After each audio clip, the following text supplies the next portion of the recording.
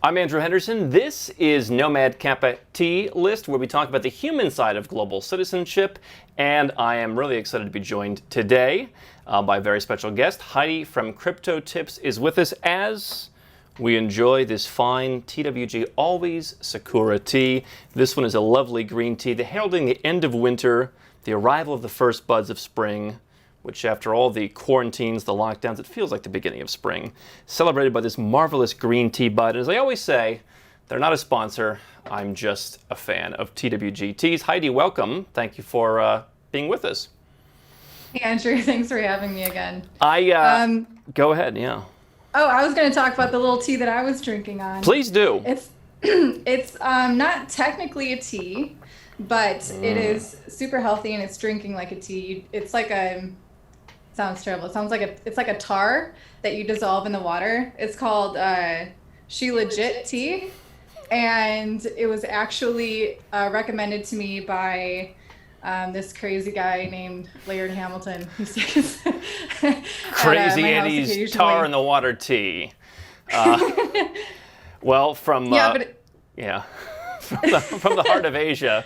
To Portugal. I don't know what they're drinking over there in Portugal, but if you want tar tea, that sounds nice. No, it's like super dense minerals, and it's good for. It's got all the anti-aging and energy, and all this stuff that they like. We all need that. I'm entering the last year of my mid-30s, and I was thinking back 10 years ago in business. I remember calling a woman I worked with. She was one of our vendors, and crying to her. But I was the last year of my mid-20s coming up, and there's this 55-year-old woman who was, it's going to be okay. But now we're getting serious. We're getting into the mid to late 30s. But Heidi wants to talk to us about some things that she's been up to, including a big reveal that you're hearing for the first time here on Nomad Capitalist. Where are you today, Heidi? Are you still in Portugal? I am still in Portugal. In fact, this is the longest I've ever been in Portugal for certain circumstances that are obvious, but I think there are worse places to be stuck, so no complaints here. I wanted to talk about your big announcement. I also wanted to, though, talk about this whole situation that's going on in the world. We don't have to get into all the details, but talk about the perception, because I think a lot of folks that I work with and a lot of folks that we see on social media are saying, well, you're the nomad capitalist. Do you want to be stuck in one place for 6 months, a year, 2 years, 3 years? Would you be happy to be stuck in Kuala Lumpur, for example? I think this is one of the best places to be, especially in the center of the city where I am. What has been your experience? Yeah, I was actually pretty curious to see how you're dealing with this as well. I'm typically in Portugal for about 6 months. My husband's a surfer, so we're here for the winter swells and the surf that comes with that. But it's pretty much when it was coming down to, we were realizing of this lockdown, and ultimately we were deciding where we were going to be stuck. It really put some pressure on you to value or to identify, what is most valuable to you. And for us, Portugal hit so many things off of our list: affordability, really like easy, stress-free kind of lifestyle, pretty quiet here, and good food. So great people. We have a lot of friends here as well. So it was a relatively easy decision, I guess, for us. We talked about hard liberties versus soft liberties, and the idea that for folks living in the U.S., a lot of crypto folks, a lot of our audience living in places like the U.S., where freedom of speech, freedom to own guns, things like that, are written down in some kind of document like the Constitution. And folks in those countries who are looking for freedom often point to countries, including perhaps Portugal, some in Europe, a lot of the countries that we talk about, Malaysia, I suppose, is another one. And they say, well, you guys don't have those liberties written down in stone. Do you feel more free, equally free, less free in Portugal, being in this Europe, but not as intense Europe? How do you take this? I feel incredibly more free in Portugal. I feel like compared than I ever have in my existence in the U.S. Just because of the size of the government, and the Constitution is great and it's written down and everything, but that's no guarantee that it's actually going to be respected. And I feel like here in Portugal, at least, it's a lot more intimate I was just having a conversation how much of like a small town, the specific place that we are, everyone knows each other. Everyone, goes out of their way to say hello to you, to make sure you're okay. And not to mention, like, the police force here is amazing. Again, they know who you are. They care about you. It's not like some anonymous person. Like, they don't know who you are. In the big cities, that's often how it goes. That's why you can kind of take the emotion, I think, out of things like that. But more free and also more secure here, because again, it's like you have everyone's back around you.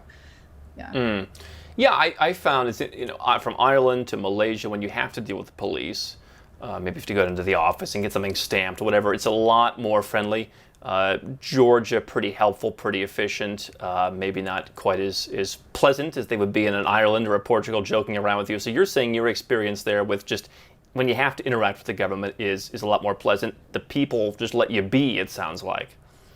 Yeah, and additionally, here in Portugal, it's like everyone knows what the rules are, and everyone knows, how to work around it to best benefit you or themselves. And so even like, people within the banks or people within like the visa authority, they help you achieve what you want to do. They're not trying to like actively be a thorn in your side.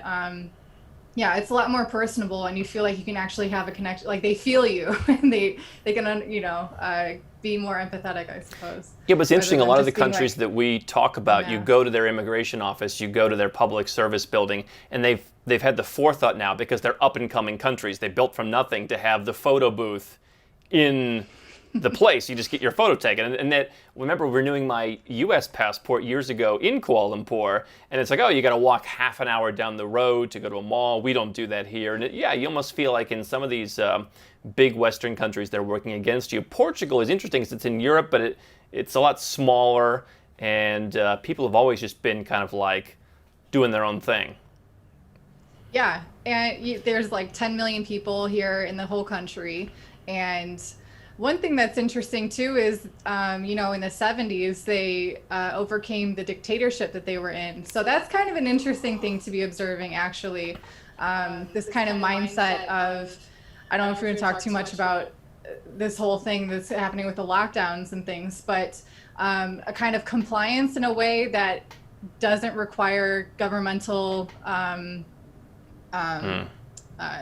input, really, to enforce anything. Everyone's just kind of looking out for themselves, or looking out for each other, and trying to be more responsible that way.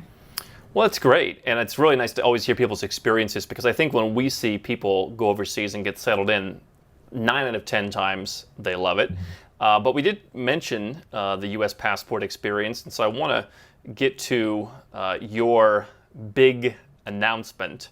We have talked before, for those of us who haven't seen all of our tete-a-tetes, of you're getting a St. Kitts and Nevis passport. You did that, and you've taken it one step further, as I understand. Tell us what you've been up to.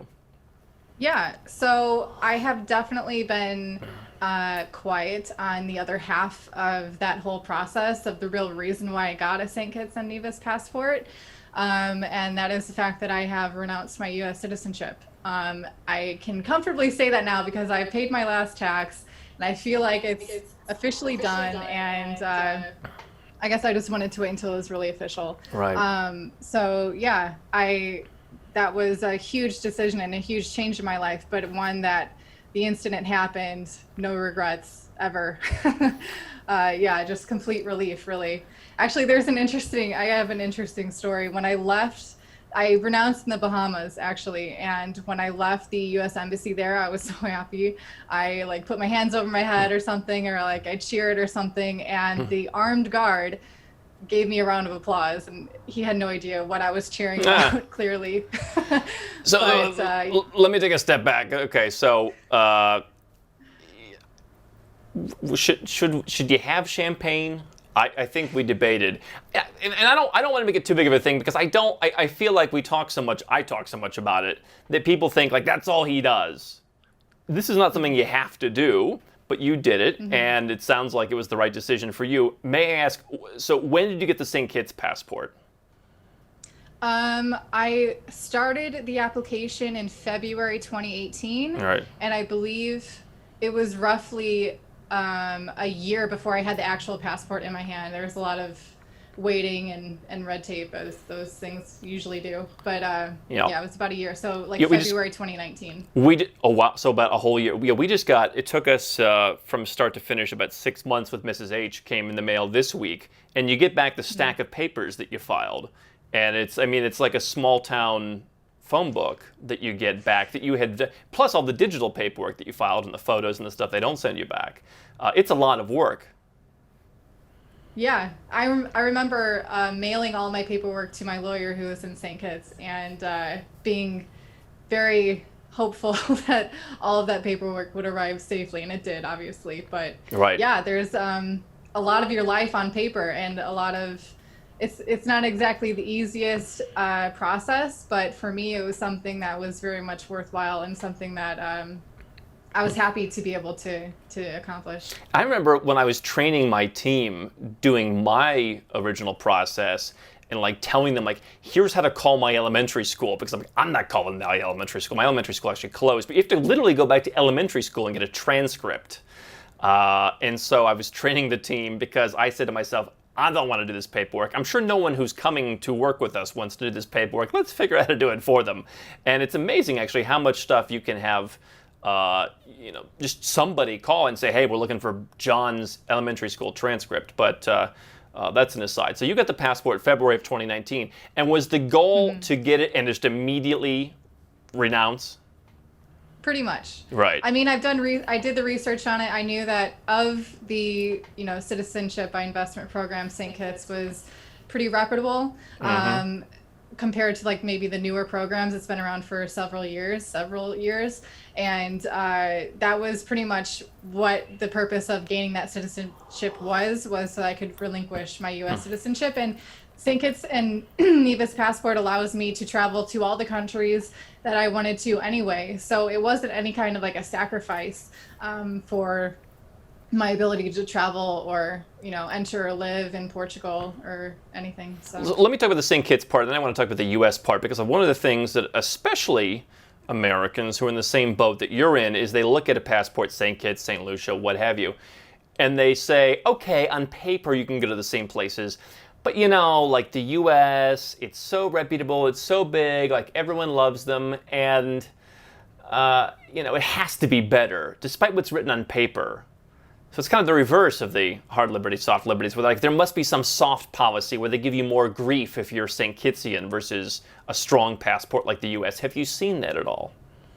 Not personally. I haven't had any issue going across any borders with my St. Kitts passport. If anything, like I remember in Singapore, they had a hard time believing it was really a country, like they just weren't familiar with it. Right. But yeah. Nothing like, thinking, oh, it's a bad country or anything like that. In fact, I traveled through Africa for about a month. I took a bus trip through like 3 or 4 countries on the east side of Africa. And being a U.S. citizen costs you a lot more money traveling through those borders. And in fact, it's the opposite of what, some U.S. citizens might think of, like being so privileged being a U.S. citizen. Believe it or not everyone likes U.S. citizens. And in Africa particularly, that's where I found the opposite situation where, you're definitely more of a target or the reciprocity fees, right? In a lot of countries like Paraguay or some of those African countries. So you haven't found any problems with it, and you were able to then go and I imagine get residence in Portugal, and so you're doing the two-part strategy where you're not living in your country of citizenship, you're living somewhere else, and so Portugal was pretty accepting of you as a St. Kittsian. Yeah, absolutely. And in fact, we're here all the time anyway for Portugal. So again, we are establishing residency, and Portugal is a great country. It allows you to apply for citizenship after 5 years of being a resident. So that way, if that goes through well, we'll be able to have European citizenship as well. So you'd like to do that also? yeah, just trying to be strategic and to, again, pursue the life that best fits what I want to do and how I want to live. And it's working so far. So one citizenship in the Caribbean, it's worked well for you. You have the residence in Europe. If you wanted to turn that into citizenship later, you've got a two-pronged approach. One thing that also comes up among investors in particular, where there's an opportunity cost, you're in crypto, and people say, hey, I'm holding my crypto because it's going to go 2x, 3x, 100x, whatever it may be. Every dollar I'm putting out for a citizenship is money, quote unquote, wasted. And I see people who stand to have a huge ROI from going through what you did, the two-step of Caribbean citizenship and then expatriating. It's hard for them to make that what they believe is wasted money. How did you deal with that? The second I was able to afford that program, I jumped on it. I did not regret the cost whatsoever, because for me that was incredibly valuable to be able to do that, because I knew that the long term it was going to benefit me for my entire life thereafterward. So yeah, I would never consider that to be money wasted. And the crypto space, as we're seeing, there was like the ICO phase of 2017 and 2018. Now we're seeing this huge other phase of like the DeFi space. The cryptocurrency space, I think, is just going to keep producing these new disruptive technologies or these new ideas that are going to be very exciting for new investors and present time and again opportunities to invest and see an increase. So I don't think it's like a one-off thing for crypto whatsoever. So I think for me personally, the second I had that opportunity, I took it, and then locked that away, because I don't know, you could be waiting forever with crypto. I don't know, unless Sure.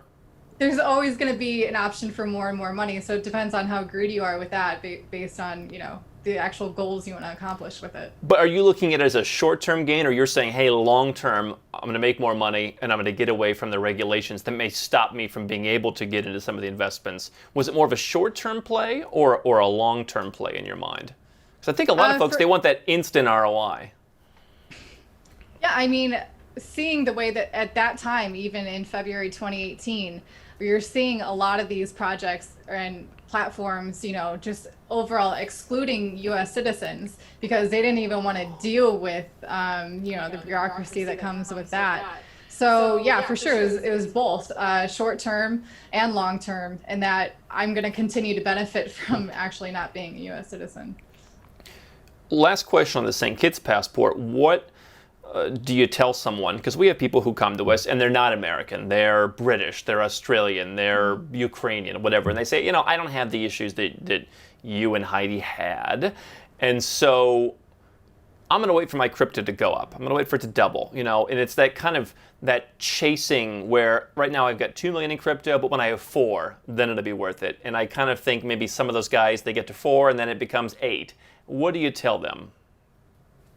I would tell them, from the get-go, have an investment plan and have your goals set in mind. And when you reach those thresholds, take action, because otherwise you're going to continue to, like you were saying, delay.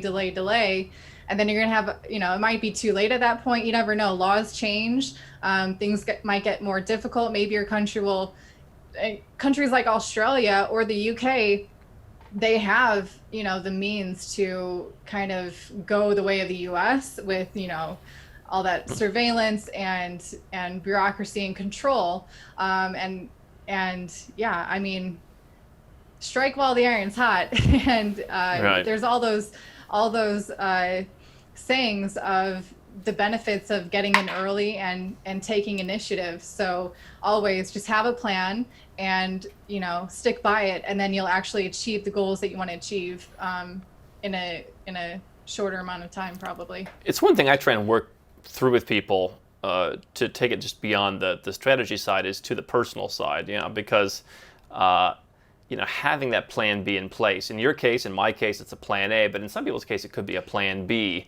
So I'm glad that you that's how you dealt with it, because I think it is a valuable thing to have. But like so many things that are worth it as a cost, what you also had the cost of was $2,350 to expatriate. Mm-hmm. Why did you choose the Bahamas to go and do that?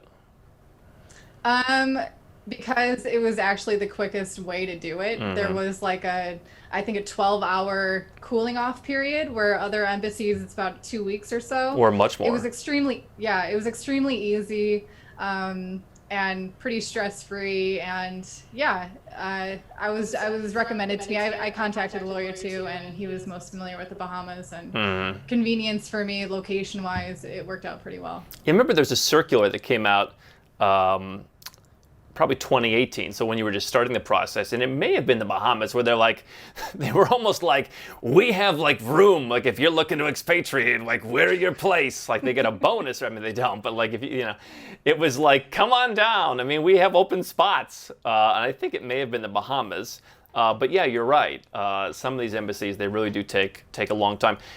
So you went down there, now you're not a resident of the Bahamas, you're not a citizen of the Bahamas, they were perfectly cool with you doing that. They don't really care. Yeah. I mean, I had at that point a U.S. passport to enter the embassy, and I remember very specifically I had wait in this room where there's a lot of people there are to apply for visas to enter the U.S. And I was struck by this image of like this line of people who are either wanting to visit family or maybe try to work there, and there's these guards with the glass in front of them, and they have no privacy, and these guards are like asking them really kind of personal questions for the whole room to hear. And I just kept thinking, I am so glad I am making the best decision right now, like get me out of here.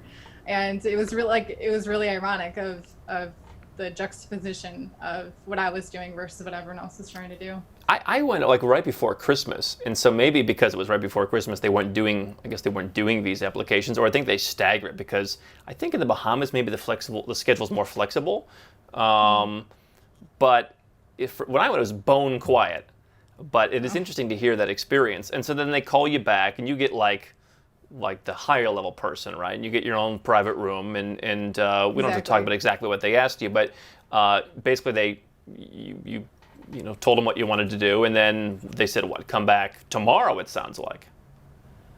No, actually, my first meeting was in the morning, and then my second meeting was at like that end of the day, like 4 o'clock or something. Go have lunch and come back.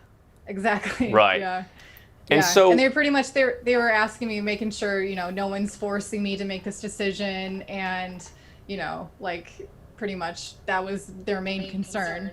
And again, the irony was that the man interviewing me was roughly the same age, and he was struck by how young I was wanting to do this.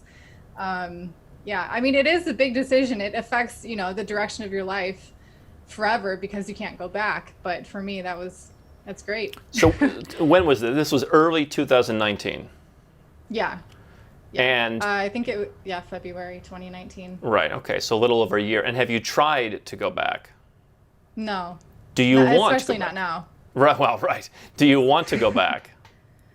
I mean, there's special situations where I feel like I would want to, but the only reason I would ever want to go back is to visit family or something. But for me, it's maybe I had a lot of conversations with my family before this happened, and they were very supportive of this decision, making sure that I was pursuing what I wanted, and it was going to benefit me, and not to let them kind of hold me back, which helped. But still, there's attachment there.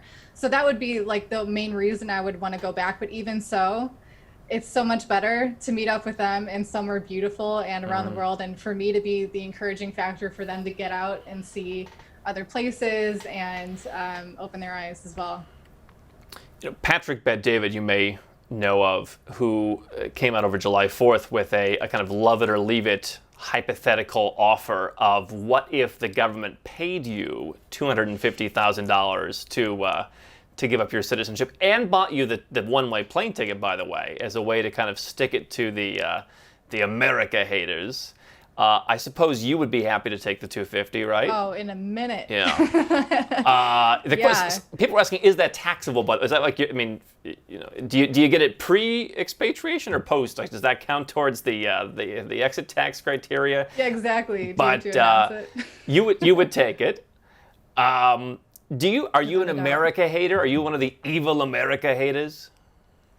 No, I think that If you want to live in the US, great. I think that it's worth it to understand that other options do exist if for whatever reason you were uneasy about it, or, not happy about your current situation. Other options do exist. And if that's something that someone wants to pursue, go for it. Isn't that like part of the freedoms that we're supposed to be celebrating, is the ability to live your life however you see fit, as long as you're not causing direct harm to other people or something like this. So yeah, I don't hate America. It just wasn't for me. I'm not out here like actively spewing hate. It does seem like the freedoms come with a caveat, and folks are so quick to label. I mean, I can tell you in my experience, I don't know if you feel the same way, it's almost a cleansing to say, all right, it's not my thing anymore.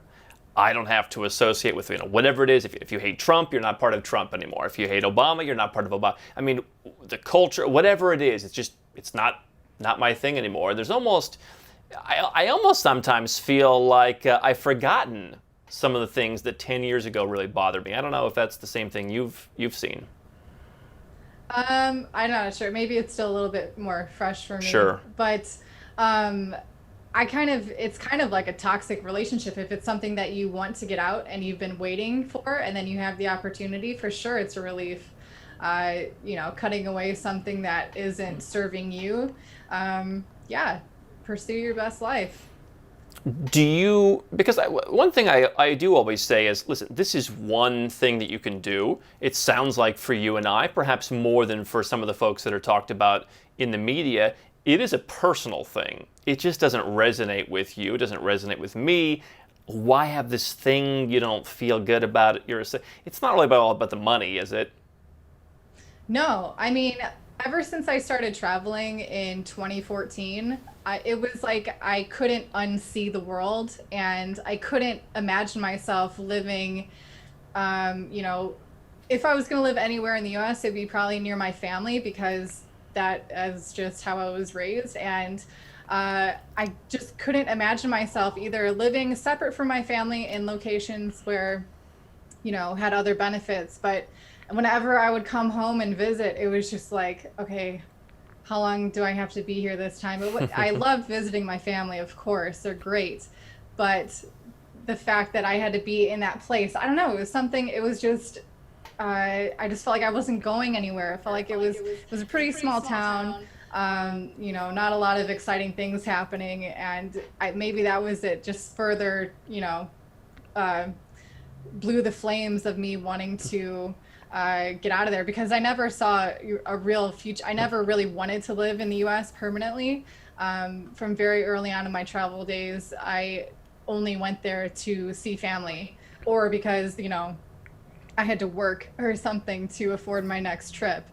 Those were really the only reasons I would go home. Yeah. My thought was, this is one thing you can do. Certainly sometimes people say, listen, it's the only way I can save a lot of money. I'm going to do it for that reason. And I think those people have a harder time with it because, hey, I don't need to come back. I just need to see family. Well, if you know that that's no longer a guarantee, then obviously it puts a kink in some people's plans to do that, because they're not willing to make that change. They're not willing to make that gamble. And so I always say, this is not for everybody, but you're the crypto expert. What do you tell other crypto people? Is it something you encourage people to do? Is it something you say, hey, this is an option on the table? Do you tell them just to get the second passport and then wait and see? I mean, what's your advice to crypto folks? Well, again, I haven't really been that public about talking about the renouncement side. I've certainly spoken a lot about getting a second citizenship as like a backup plan. But absolutely, the whole concept of cryptocurrencies being borderless and being free to transfer across borders, it plays perfectly into, especially if you're holding one particular citizenship that specifically hinders your ability to participate in that system. It kind of points a spotlight at the fact that that country is very controlling. And I'm sure I'm going to be speaking more about, my experience of having renounced my citizenship and things like that. But it is a personal decision, and I feel like it's hard to like recommend that to someone, because it does have serious repercussions, and especially if you have family or something that might not be. I mean, I can't imagine I'd actually be able to follow through with this if my family wasn't supportive of me. That would be incredibly difficult just from, an emotional point of view. You'd probably have to go to like a psychiatrist or something to deal with the issues from that. But yeah, it is an option, and it's something that you should definitely look into, especially if you can have like a viable way. If you've been pursuing a life outside of the U.S. anyway, and you can cut ties with it, then that just definitely makes sense if all that aligns for you. Yeah, I think what I've said is the permission slip that I received, not necessarily in regards to this particular issue, but just in life, go where you're treated best, right? That was over 20 years ago. Go where you're treated best, I was told by my family. And that was helpful. I think a lot of people don't have that. I see a lot of people who don't even follow through with the leaving the country to get some tax savings, get some lifestyle improvements, get more freedom. And one final question I wanted to ask is around the folks that you know in the crypto industry. There are certainly some who say, why would you give up the ability to live in the US? Why would you do that for financial reasons? The whole point of crypto is it's offline. Just don't tell them you have it. Why would you go to all this trouble when you can just keep things under wraps? What do you say to them? I mean, if you want to live in the US and interact with cryptocurrencies, like in the dark shadows of the internet or whatever, you would have to pretty much live your entire life like that, because the US has the infrastructure to investigate things like that, and they are very interested in knowing everyone's goings on with crypto online, and it's not as I really don't think it would be very easy at all to live your life that way and be like social. You'd probably be an incredibly paranoid person, and not really talking about your life with the people around you. I think it would ultimately lead to like a kind of lonely life, and just for the sake of money or cryptocurrency. Well, it's the thing of like, I didn't sign the social contract, and kind of in my deepest libertarian days, okay, yeah, hey, I didn't sign any social contract. But to me, it's almost like, I mean, you go to and this is maybe an example that you'll understand, maybe the audience, you go to buy a dress, and now all the dress stores have wised up to the fact that women wear dresses to a party and then return it. So they put these big stickers, like these, you got to peel it off to return to wear the dress. And hey, once you take this sticker off, you can't bring it back. And it seems to me like that's kind of your agreement with the dress shop. If you take the sticker off, you can't bring it back. And it seems to me, after 80 years living in the United States, maybe I'm the world's worst libertarian, but perhaps you have signed some kind of social contract where it's like, you've just kind of gone along with it. You've clicked OK to the terms and conditions on Windows, and you didn't read it, but here we are. You're using Windows. Am I off base? No, I mean, I think that, the way that it goes now, the way that you're participating with any kind of communication device or, credit cards or anything, it's like you're in it. You are on the grid. And yeah, there's going to be repercussions for that if you're trying to. It's not fair, but it is.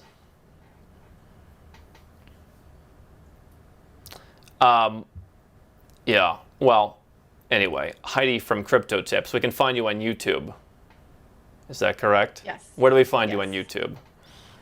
Crypto Tips. 2 words. Crypto Tips. It's easy. Channel. The one last thing though is, can you? How do you live if you're hiding? How do you spend the crypto? Because I think to me that's the issue. People say, oh, they can't ban crypto, but they can ban stores from taking it. And I imagine if they tell Walmart not to take cryptocurrency, Walmart's going to listen. Or if there are merchants that accept cryptocurrency, they're doing so in a regulated way where they are releasing all of the information of people who are using cryptocurrencies. So yeah, if you want to use cryptocurrencies, either someone in person without using an online forum to give you cash in exchange for crypto if you want to do that, or just you're going to have a lot of personal friends that are going to be accepting it in a way that isn't going to track back to you. Or just there's Monero is probably the go-to for anyone using cryptocurrencies trying to fly off the radar. That's like one of the only privacy focused cryptocurrencies they have the privacy features built in. You don't have to opt into it, which is actually insane. There's so many privacy coins that exist that you have to opt into it, and something like 1% of all users of that coin actually use the privacy features. So even with people with good intentions, they don't necessarily know enough to actually be going about it the right way. So if you're going to be going off the grid with crypto, you better dot all your I's and cross all your T's, because there's plenty of ways that people are motivated to want to know what you're doing. I am the goody two-shoes of the offshore business, as someone once said. And so for me, not only do I just want to follow the law, I don't agree with it. You and I said, hey, you know what? Let's go over here. Let's go where the laws are more in our favor, where we're wanted, where we're respected. I don't think you do either. I don't want to live my life wondering what's going to happen next. Exactly. And I don't encourage people to not report their taxes to the IRS. I would never encourage that, because you don't want the IRS breathing. You don't want that stress of, risking that, number one. But number two is, okay, if you're going to live there, then you should live by the laws of the land that you live. And if you don't like it, and if you don't like it enough, they hate leave. that. They hate that so much, though. So that's how I feel. That's why I left, because, I'm not trying to do illegal activities or anything like that. Right. I'm trying to live my best life, within the legal system that I can. And it's legal to renounce your U.S. citizenship. Yeah. You are no longer required to report your income to the U.S. once you've done that. That's made outside of the U.S., of course. Right. And so, yeah. We're going to be decried as like Mao. It'll be like Mao and like the world's biggest status after this. But yeah, I mean, we've had our tea. That's this is it's that crazy Eddie's tar tea that did it. Heidi is on Crypto Tips on YouTube, and always a pleasure to chat, Heidi. Yeah, thanks, Andrew. This has been great. All right, we'll look forward to the comments of this is the new Nomad Communist. Thank you for joining us, Nomad Capitalist. You can learn more about what we do at nomadcapitalist.com. Lots of free guides on everything from St. Kitts citizenship, all the different Caribbean citizenship programs, and we look forward to your comments below. How can Nomad Capitalist help you? 4 ways. Number 1, subscribe to our channel and click the notification bell to make sure you get our new video every day. Number 2, get a copy of Nomad Capitalist, the book. You'll learn a lot of my personal experiences over a dozen years of studying this stuff, as well as exactly some of the strategies that you can use to build your Nomad Capitalist plan. Number 3, if you're not sure where to start, but you want to come and learn from my team and I, you want to come and mingle with like-minded people, learn more about our live conference, Nomad Capitalist Live. It's coming up soon. And number 4, if you want some help right now because you've got a burning issue, you need something solved, you want to lower your taxes, get a second passport, or build the Nomad Capitalist lifestyle of your dreams, go to nomadcapitalist.com and click on Become a Client.